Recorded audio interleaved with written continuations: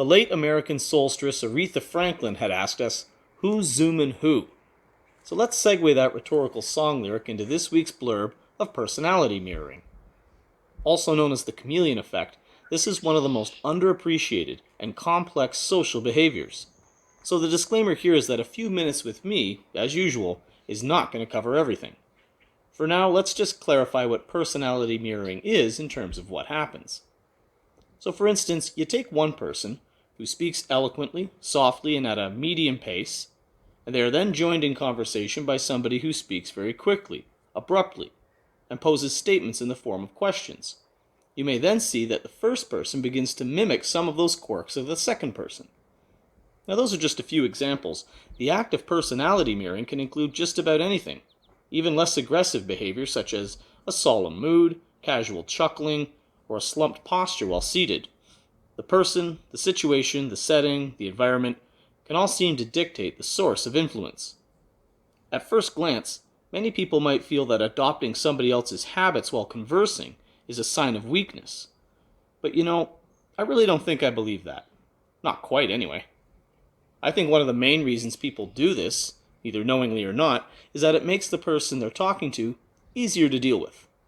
It's more placating the situation with regard to that other person, rather than appeasing the individual outright. This can allow for a better conversation between two people who are greatly different, or in some cases avoiding confrontation from, say, a temperamental bully or ignoramus.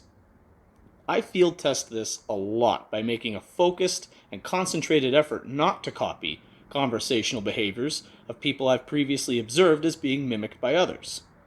One universal truth I can relay, and this is not scientific by any means, is that in all of these instances, mirroring the other person would have made the conversation more efficient. Granted, in some outlying cases with some individuals, things did not go well at all.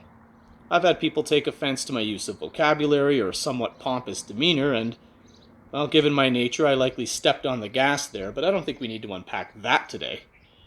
However, most of the time, the conversation was pleasant and enjoyable. But stumbling blocks were abound.